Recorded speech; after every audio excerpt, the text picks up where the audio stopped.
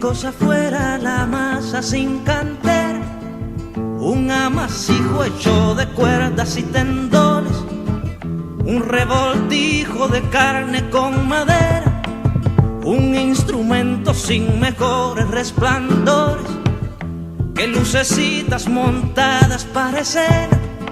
Qué cosa fuera, corazón, qué cosa fuera la masa sin cantera, un testaferro del traidor de los aplausos, un servidor de pasado en copa nueva, un eternizador de dioses del ocaso, júbilo hervido con trapo y lentejuela. ¿Qué tal? Muy buenas noches, bienvenido a Contracuadro.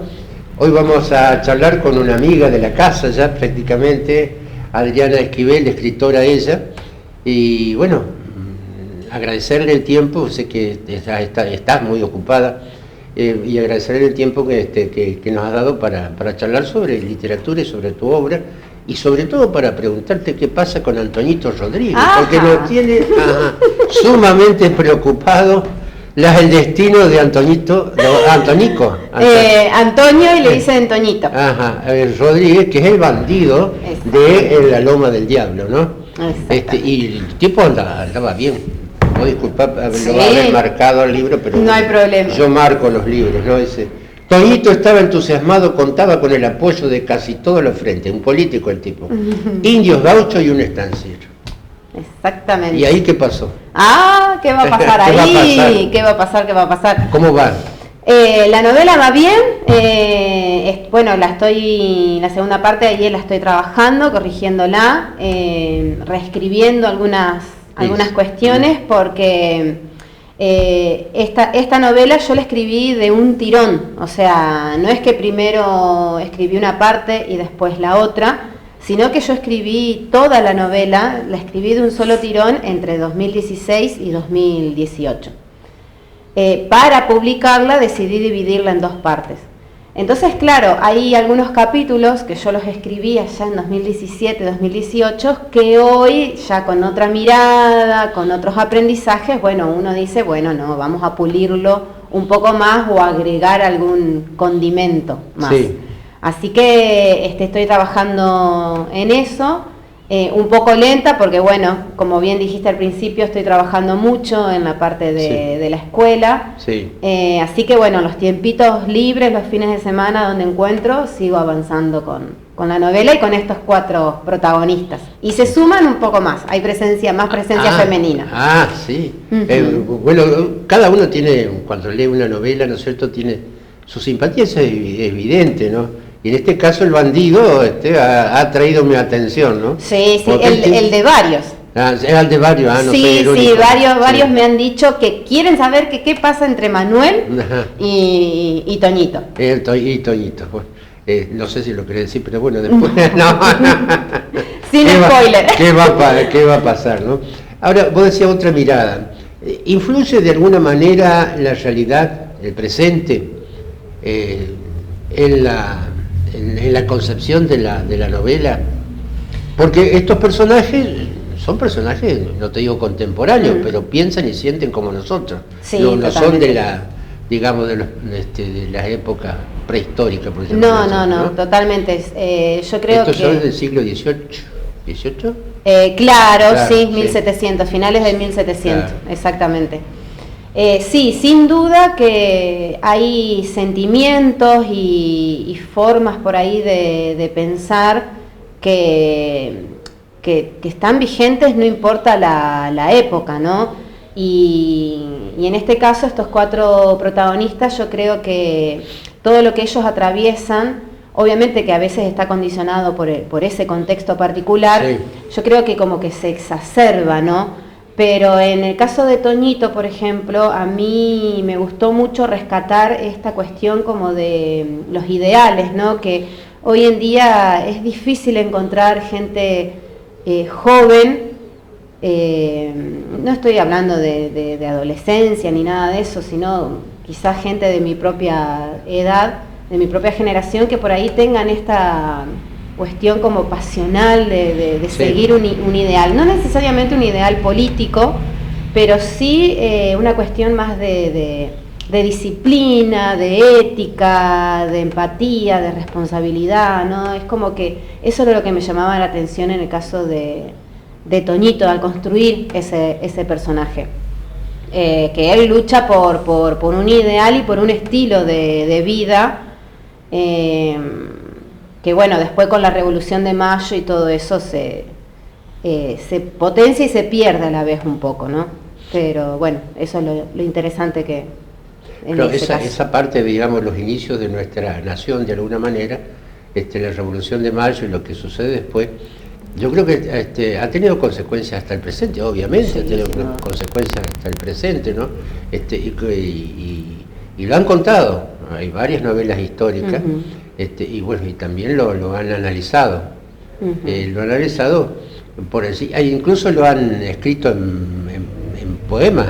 Sí. El poema conjetural, por ejemplo, de Borges, Mm. en ese poema está escrita nuestra fatalidad histórica.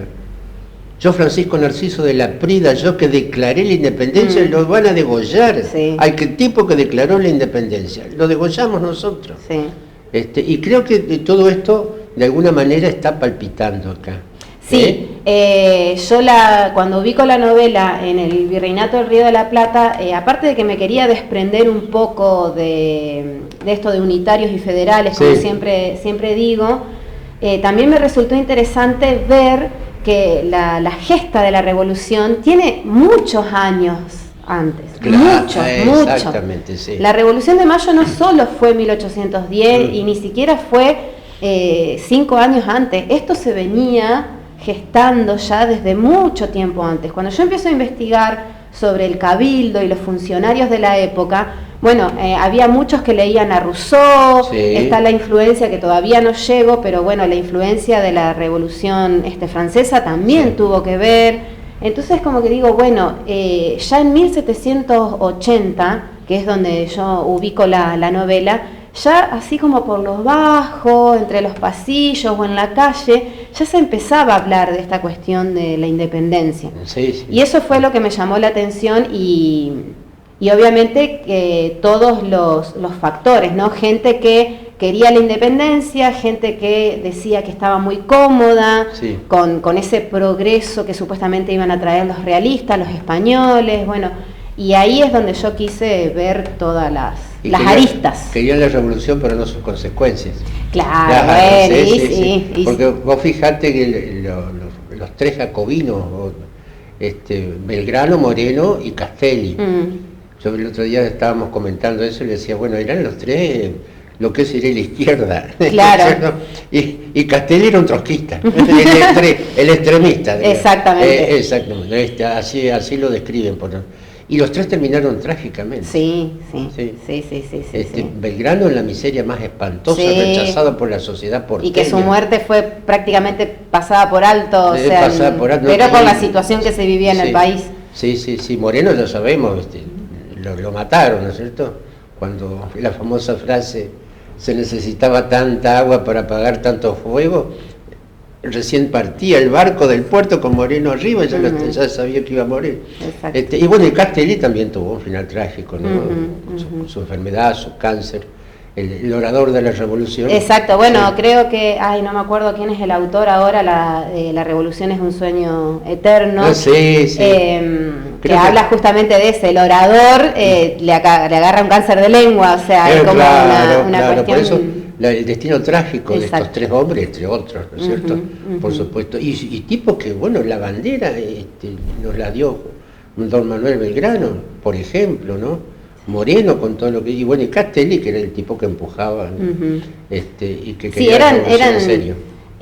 figuras, para lo que era la época romántica, eran como figuras que entraban dentro de lo que es el romanticismo, Claro. no del amor romántico, sino de esta cuestión de honor, de nobleza, de idealista, de un convencimiento tal por la causa, Sí. que eso hoy en día no se ve Hace mucho, mucho. pero Siempre Hace desde muchos años que no se ve, sí. siempre desde esta cuestión de honor y de gloria y de respeto por el otro. Eso es lo que es lo que me llama la atención a mí de la época. Por eso yo te decía, si la lectura de la historia, de nuestra historia, si el presente, con todas las dificultades y las oscuridades que hoy nos ofrece, influyen de alguna manera en la descripción de tus personajes. Sí, sin duda, sin duda.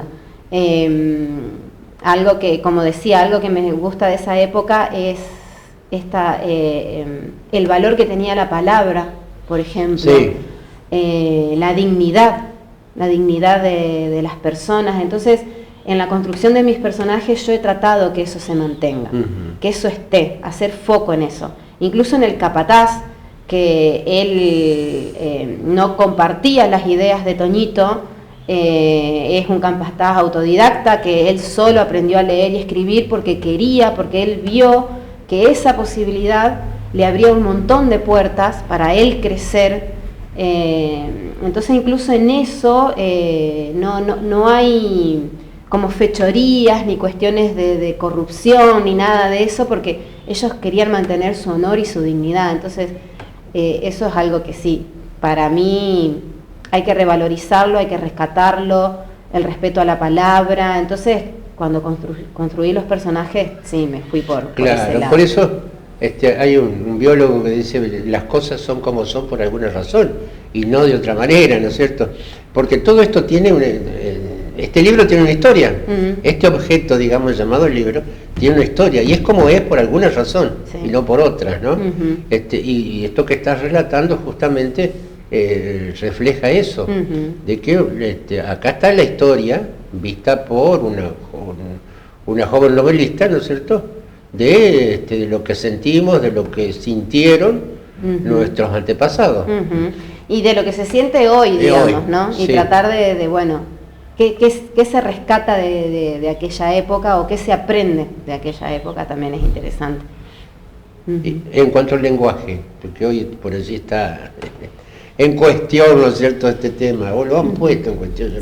Yo no sé si da para tanto esto, pero en España no da para tanto. No, obviamente, no. Yo decía mucho, si vamos a eso, cuando vamos al campo y alguna persona dice, aiga, lo vamos a matar. Claro. Sí. Tal cual. Es una expresión castiza, tal cual. Será del castellano antiguo, pero es tan valedero como otra palabra, sí, ¿no es cierto?, sin duda, más contemporánea, ¿no? Y decía, ¿cómo tomás el lenguaje de la época? O las expresiones, mejor dicho. Las expresiones, bueno, yo escribo con poco diálogo, eso es una influencia que tengo de Isabel Allende, García Márquez, que son más narrativos, más descriptivos. Entonces uso muy poco diálogo, y si hay un diálogo, trato de que ese diálogo tenga importancia al capítulo o a la historia, de que esté por algo y no solo por estar. En el caso acá de los gauchos, bueno, en el caso del español me es más fácil, yo ya vengo leyendo mucho y escribiendo novelas en donde el lenguaje español de aquella época, al ser más culto, con un vocabulario más rico, me resulta más fácil. Sí. En el caso de los gauchos, bueno, he leído mucho, me he leído Santos Vega, casi todo lo de Santos Vega, Martín Fierro, Cancha Larga, La Gringa de Florencio Sánchez, bueno, hay como mucha lectura, y también las milongas sureñas, eso también me he puesto a escuchar mucho, y es como que uno se va embebiendo, empapando de ese vocabulario. Y más atrás, Bartolomé, creo que Hidalgo. Sí, Ascasubi, sí. Sí. Así que has ido a las fuentes, realmente. Sí, y he entrado una inmersión en la fuente. Mucha investigación. Sí, mucha investigación. He entrado al Archivo de la Nación y he leído crónicas de la época, porque en aquella época, en el virreinato, no había diarios, no había nada, eran todos folletines. Y bueno, hay algunas crónicas rescatadas, algún folletín rescatado que se han digitalizado, y yo los leía y trataba de ver, bueno, cómo hablaban, qué vocabulario usaban. Manuel Mujica Lainez tiene unos cuentos extraordinarios de aquella época. Uno de esos, bueno, es El hambre, ¿no es cierto? Cuando cercan los indios Buenos Aires, lo que fue después Buenos Aires, y terminan en una escena de canibalismo, ¿no es cierto? No tenían para comer, bueno. Y otras que también hablaban de las costumbres y de aquella señora que nunca tuvo novio, digamos, y que cuando muere el virrey, entonces ella va a los funerales del virrey y llora y grita y se lamenta. Entonces todo el mundo dice, mira, algo tenía con el virrey. ¡Claro! Sí. Y era toda una ficción, sí, nada más. Sí, bueno, exactamente. Eso también te ubica en esa... Sí. Las costumbres, por ejemplo, se busca la bandera mulata, o sea, que de tal edad, sí. Las edades, bueno, la esperanza de vida era distinta a la de ahora, ¿no? Con 18 años ya eras todo un hombre para casarte prácticamente. Sí, ya estabas para la guerra, ¿no? Sí. A los 12 creo que ya podías ingresar en los batallones, sí. Y bueno, y después, por ejemplo, lo que viene después la literatura posterior a la independencia, ¿no? En la época de Rosas, por ejemplo. Exacto. Que vamos a hacer un alto primero y ya seguimos hablando de literatura. Un testaferro del traidor de los aplausos, un servidor de pasado en copa nueva. Qué cosa fuera corazón, qué cosa fuera la masa sin cantera. Vení a Musimundo y dale al invierno un golpe de calor. Aprovecha esta oferta y llévate un increíble calefactor Orbis de 4.200 kilocalorías en 24 cuotas fijas de 1.999 pesos con 90 y empezá a pagar recién en agosto. Solo con Crédito Musimundo. Parte de tu mundo. Internet en Diamante es TV Cable Hogar. Velocidad, pero velocidad en serio. Para tus descargas, tu conectividad y tu subida de contenidos a la red. Para tu empresa, tu casa, para jugar o para brillar. Somos la opción más eficiente y tenemos el servicio técnico en tu ciudad a segundos de tu casa. Comunicate con un asesor y nuestros técnicos te estarán visitando para que empieces a disfrutar de una internet más rápida en la ciudad. Internet en Diamante es TV Cable Hogar. Multipago, la red de cobros del litoral. Forme parte de nuestra red de cobros y sume valor a su comercio. Comuníquese con nosotros al 0800 888 0506. Este es un mensaje del Colegio de Odontólogos de Entre Ríos, dirigido a beneficiarios de la Seguridad Social. Si su obra social o empresa de medicina prepaga no cubre los aranceles odontológicos mínimos establecidos por el Colegio de Odontólogos de Entre Ríos, la atención de su salud bucal está en riesgo. Los convenios homologados por este colegio garantizan una atención odontológica segura, moderna y eficaz. Consulte a su odontólogo de confianza si el convenio de su obra social está aprobado. Colegio de Odontólogos de Entre Ríos. Incorpore las soluciones de cobros de Multipago y ofrezca comodidad a sus socios, abonados o clientes. Tenemos plataformas especialmente desarrolladas para canalizar cobros de cooperativas, municipios, cable, clubes y colegios o cualquier actividad que necesite el servicio de recaudación. Multipago, la red de cobros del litoral. Comuníquese con nosotros al 0800 888 0506. Ahora vas a tener la excusa perfecta para quedarte en casa, porque nuestra señal ahora también la podés ver en HD, sin costos adicionales. Lo configurás desde tu casa y es muy simple. En caso de que tu televisor disponga de 2 entradas de cable coaxil, conectá el mismo en la entrada aire o antena. Luego en el menú de tu TV, busca la opción Entrada, Input o SARS para seleccionar aire como la fuente de imagen digital. Solo te queda seleccionar la opción Autoprogramación o Programación Automática para que tu TV encuentre todos los canales disponibles. Ahora, en la mejor calidad, SD y HD. ¿Tenés dudas? Contactate con nosotros al 49 81 029, donde te podemos asesorar y guiar en los pasos a seguir. Canal 2 TV, Cable Hogar Diamante. ¿Sabías que para gozar de buena salud, uno de los factores más importantes es consumir agua pura y segura? Es por eso que agua de mesa Los Messis, filtrada, purificada y esterilizada por ósmosis inversa en bidones de 12 y 20 litros, es lo mejor para tu salud. Alquilamos y vendemos dispenser frío-calor. También ofrecemos soda de litro y cuarto. Agua de mesa Los Messis. Llámanos al 0343-499-7106 o al 0343-155-447-272. Tu consulta no nos molesta. Agua de mesa Los Messis.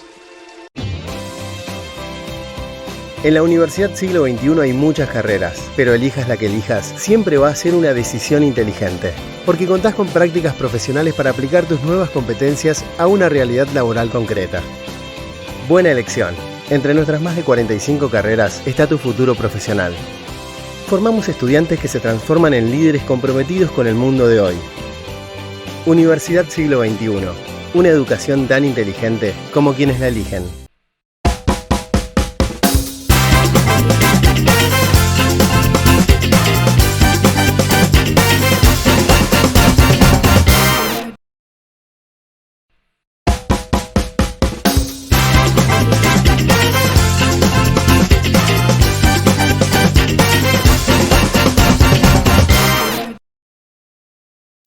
Seguimos dialogando con Adriana Esquivel.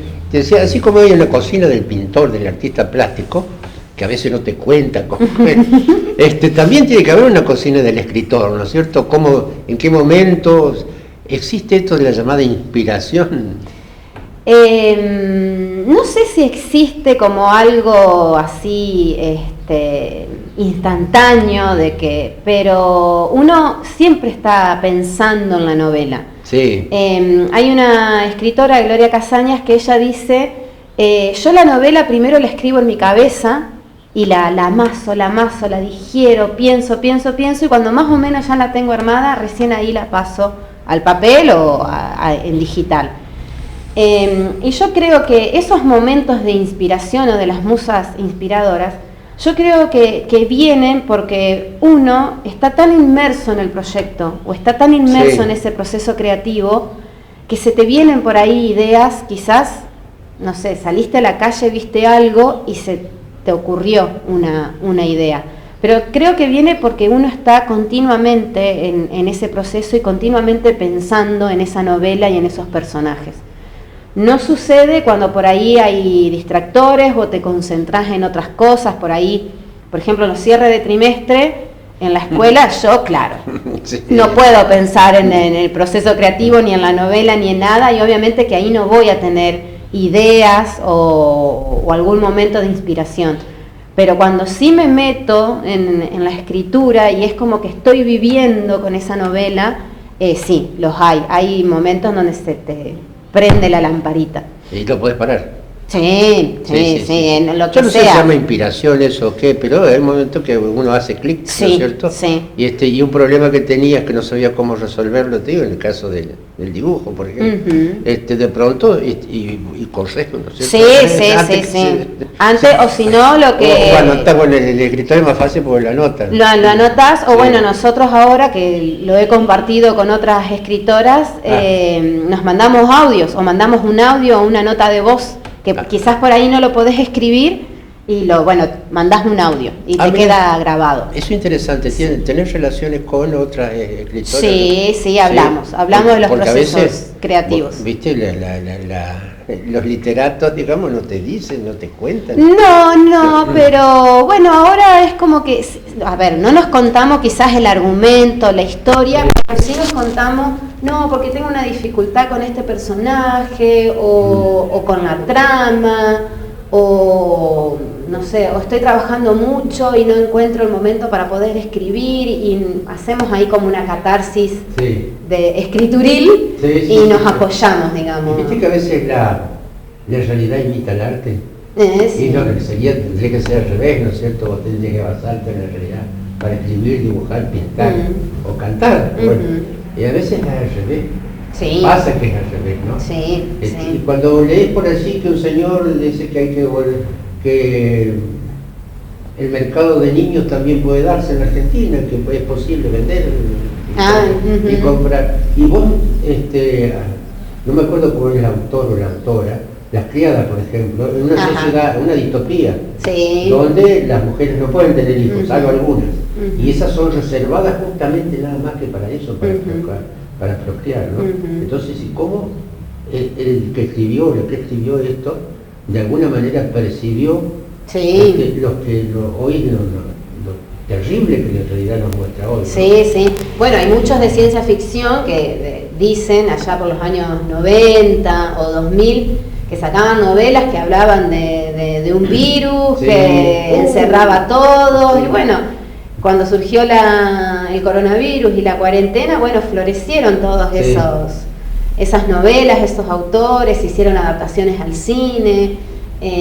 Sí, muchas veces hay gente como que asusta como 10 años antes o 20 años antes. La peste de Camus.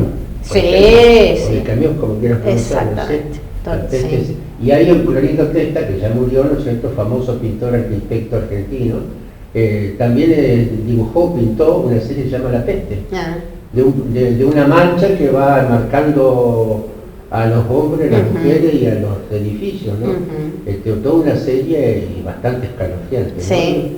Y después te encontrás con esto, ¿no? Exacto, que en Sí. ese momento se creía que, uy, qué imaginación que tiene, y Sí, bueno, sí, sí, resulta sí. que Sí. 20 años después o 50 años después sucede en el... ¿Cómo te en el- imaginas a los personajes, intelectualmente o tipo película? Porque vos te lo imaginás, Toñito. Sí, ¿Cómo fue el sí, tipo? sí, me lo imagino. Mm. Sí, sí, tiene, en mi cabeza está bien dibujado, bien representado. Sí, Sí. sí. Que de hecho a veces me pongo a buscar, no sé, actores o modelos así por internet, y obviamente que no va a haber nadie exactamente igual a como yo me lo imagino, pero Eso es- sí, yo me lo eso es imagino. bueno, sí. O sea, sus ojos, la barba, las manos, todo en detalle, son Sí. como personas reales. No es Kevin Conner ni Paul No, McCartney. no, para nada. No. De hecho, en la segunda parte yo lo describo como un fauno del campo, digamos, ¿no? Una cosa Mirá así. Mirá qué interesante esto, ¿no? Y decía, claro, porque el hombre es un caucho. Sí, Y, sí. y sí. entonces íbamos a nuestro arquetipo, el gaucho. Ujú. Y yo sé que vos tenés tu opinión sobre este tema. Sí, a ver, cuando uno habla del gaucho, al principio a mí me pasaba que cuando me preguntan y yo digo es una novela de gauchos, enseguida les aparece Don Segundo Sombra o Martín Fierro. Ujú.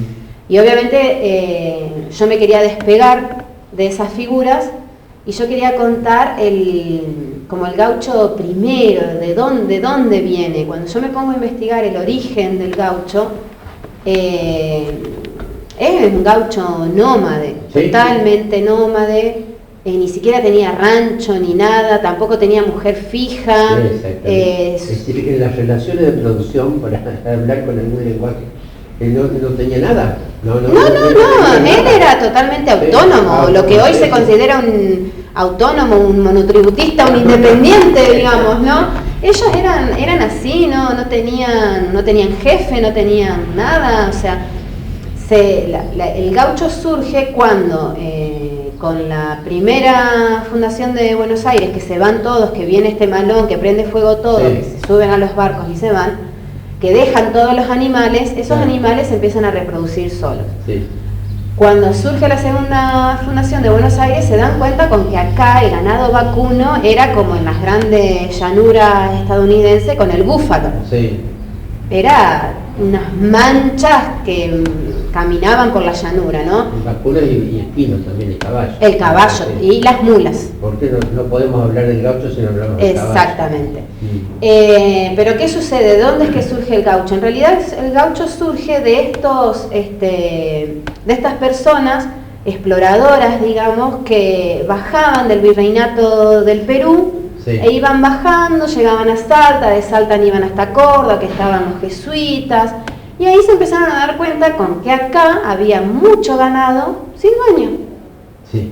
Entonces dijeron, esto es un buen negocio. Sí. Nos arriamos unas vacas, nos arriamos unas mulas, unos caballos, y los vendemos en las grandes ferias de Salta o subimos un poco más y llegan hasta Lima.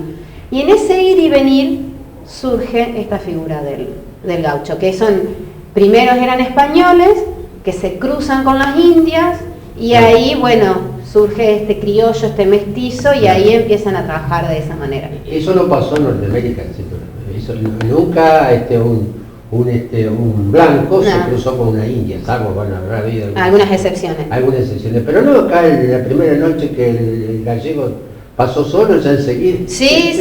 En eso hay que reconocerlo. Lo que me llamaba la atención de esa época, es que la figura del indio, por parte del gaucho, no era un enemigo, era alguien con quien hacían trueques. Sí. Y de ahí es donde el gaucho aprende el uso de las boleadoras, aprende a domar la doma india, aprende a domar el caballo, aprende un nuevo vínculo con el caballo, destrezas con el caballo que en realidad las aprenden del indio. El indio era el experto con el caballo. Ahora, nunca ingresó, digamos, en el mercado o en las relaciones de producción. No, formales. Informales. Claro, siempre fue informal. Claro, nunca un peón de campo, bueno, y eso ya viene cuando... No, eso ya es después. ¿No es cierto? Sí. Siempre por eso...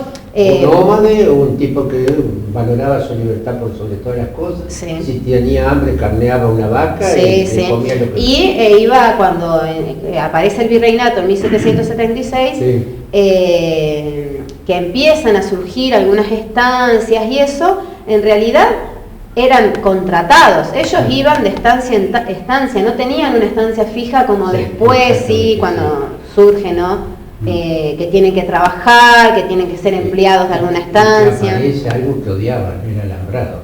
Ah, sí, eso ya en 1860, 70, por ahí me parece que ya aparece el alambrado. Muy grande para la idiosincrasia del gaucho. Claro. Es decir, lo que contás es importante, porque si yo no me únicamente en el Martín Fierro o en el Santos Vega o en el Segundo Sombra, porque si no tenemos que concluir de que la figura del gaucho es una figura literaria. Claro, y solo era peón, y no, viene de su origen, viene por otro lado, no es, el peón es 100 años después de donde yo ubico mi novela, ¿no? Claro. Y de ahí, ¿no es cierto?, esto se refleja en tus personajes.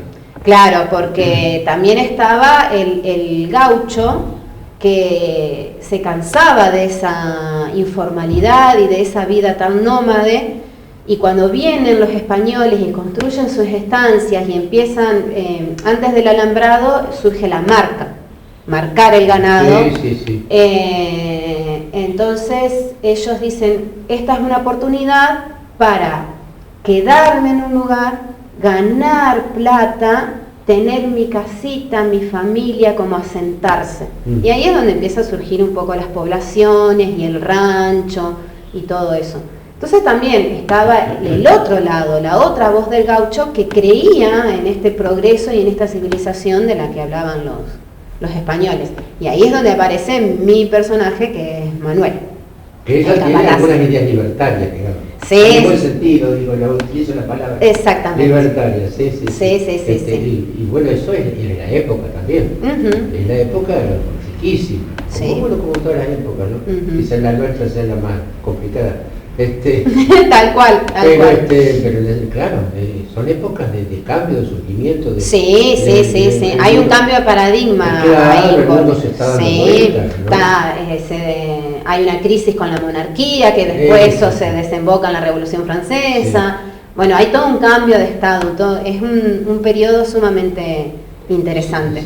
Si me dicen qué periodo histórico te hubiera dictado vivir, y yo elijo el Renacimiento. Que te diga, yo elijo el Renacimiento. ¿Y vos? ¿Cuál periodo de la historia te atrae más? Y a mí el tema de la monarquía me interesa, es como que, o también la época ya ahí más con los ingleses, la época victoriana también es interesante, pero todo lo que sería, más siglo XVIII, el XIX está un poco gastado, hay mucho escrito, dicho sobre el siglo XIX. Pero a mí todas las épocas me atraen, porque cuando escribí Renovatio, que investigué sobre el siglo XVI con Isabel I a la cabeza, mucho más atrás, también era interesante el cambio de paradigma de que ahí va cayendo la Edad Media, ¿no? Claro. El cambio del teocentrismo que cae, bueno, también hay todo un cambio de paradigma interesante y a mí lo que me interesa de esos procesos es esta sensación de que todo estaba por hacerse, como que había muchas cosas nuevas, ¿viste? Imagínate lo que era sostenible en aquella época, que la Tierra no estaba en el centro del universo. No. Que la Tierra se movía alrededor del Sol, era tremendo. Era tremendo. Te costaba la vida. Sí. ¿No? Cruzar el mar, que supuestamente existían esos monstruos gigantes, esos pulpos gigantes, esos calamares gigantes, no, y lo cruzaban igual, la valentía, el coraje de... A eso no se le, a los españoles se les puede, de todo tipo de críticas se les puede hacer, pero que eran valientes. Pero sí, lanzarse al mar sin saber a dónde terminaban. Lo mismo cuando Hernán Cortés conquista un imperio, sí, lo hizo a sangre y fuego, sí, lo hizo a sangre y fuego. Pero había que tener para hacer lo que hizo cuando quema los barcos. Sí. Vencer, no sé si vencer el miedo, esa frase que dice, hacelo con miedo, o sea, tenés miedo, hacelo igual, es como superar esa instancia. Sí. Y en esa época había mucho miedo, mucho desconocimiento, mucha ignorancia, mucho miedo. Pero a pesar de eso la gente lo hacía. Pero había miedo y miedo al cambio también, como siempre, ¿no? Bueno, sin duda. Porque a algunos les interesaba seguir como estaban las cosas, el status quo, digamos, y a otros veían que era una etapa que se agotaba. Exactamente. ¿Cómo pasa ahora? Pero lo que pasa, creo que había un señor Gramsci decía, algo se muere y algo nace. Sí, totalmente. ¿No es cierto? El tema es que en ese interregno pasa lo que surgen los monstruos, ¿no? No, sin duda. Bueno, a raíz de eso también ahí con mi estanciero yo intenté el peninsular, el español lo intenté con todos los personajes en realidad, que no sean tan estereotipados, digamos, ¿no? Esta cuestión de que si es un peninsular español va a venir con estas ideas fundamentalistas y en contra del indio y en contra del gaucho. Bueno, en el caso de Martín, que eso se ve más que nada en la segunda parte, él aprende cosas también del gaucho. Eso es lo que yo intenté hacer con los 4 personajes. Que haya como un ida y vuelta, ¿no? Difícil, la verdad que difícil, me dijo una lectora, qué rompecabezas que te armaste, porque la verdad que sí. Me rompí la cabeza, literal,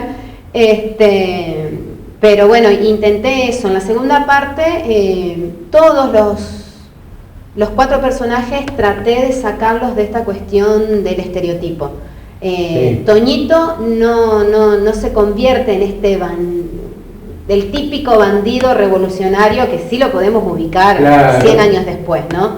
Hay cambios, en el capataz también, en Martín también. Yo creo que esta es la última frase de tu libro.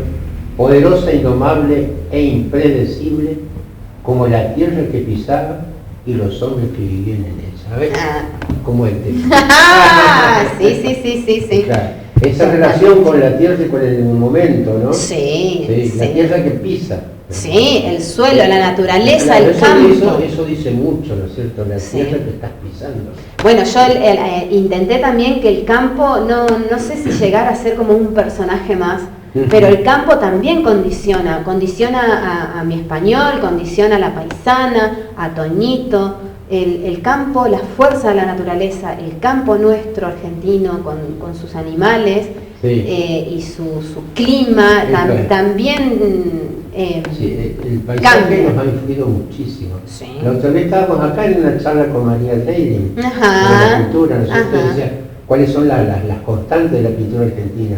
La horizontalidad. Si la línea del horizonte a nosotros nos marca, la mayoría de los cuadros son apaisados. La pintura vertical, digamos, no es la habitual en nosotros, ¿no? Y los cielos. Claro. Los cielos de la Argentina. Y el horizonte es el límite. Exacto. típico de nuestra pampa, nuestra llanura, ¿sí? Sí. Yo he leído crónicas de ingleses y de españoles que venían acá y les llamaba la atención eso, Claro. la infinitud de nuestra tierra. Entonces vos decís, ¿cómo pintar eso? Que es tan simple, tan sencillo. Y sin embargo nuestros pintores, ya desde los albores de la pintura argentina, lo lograron. ¿Y cómo lo lograron? ¿No? Y bueno, la pintura también refleja de alguna manera esto que estás contando, ¿no? Sí. Sí, yo creo que en lo que es nuestra expresión artística, nuestro territorio, nuestra tierra, nuestro suelo, ha influido un montón. Se ha convertido casi en un personaje más. Claro, nos obliga a agudizar la imaginación. Sí, sin duda. Porque, claro, el horizonte y nada más que el horizonte para todos lados, lo mismo, ¿no? Exacto. Adriana, esto, ¿dónde se puede conseguir? Porque seguramente van a preguntar. Sí, bueno, estoy en negociaciones con Agalma, si mal no pronuncio el nombre, que es una chica que tiene acá varios libros, así que le voy a dejar a ella varios ejemplares, sé que está a full en las redes, en Instagram. Si no en Paraná, lo pueden conseguir en la librería del shopping, Librarte. Y si no, me contactan en las redes, Adriana Esquivel Escritora, Facebook o Instagram, y ahí me pueden contactar y yo se los puedo traer. ¿Y cuándo lo vamos a volver a ver a Toñita? Ay, ojalá, espero a finales de año sacar la segunda parte, porque quiero que lo lean, a ver con qué se encuentra. Exactamente. Adriana, ha sido un placer charlar con vos. Un placer, Miguel. Mucha suerte, saludos a tus viejos. Serán nos más. acordamos de decirle que el negro conde se jubiló. Ya nos quedamos, ya todo jubilado. Exactamente. Bueno, muchas gracias. Qué cosa fuera la masa sin cantera, un amasijo hecho de cuerdas y tendones, un revoltijo de carne con madera, un instrumento sin mejores resplandores que lucecitas montadas para escena. Qué cosa fuera, corazón, qué cosa fuera la masa sin cantera, un testaferro del traidor de los aplausos, un servidor de pasado en copa nueva, un eternizador de dioses del ocaso, júbilo hervido con trapo y lente.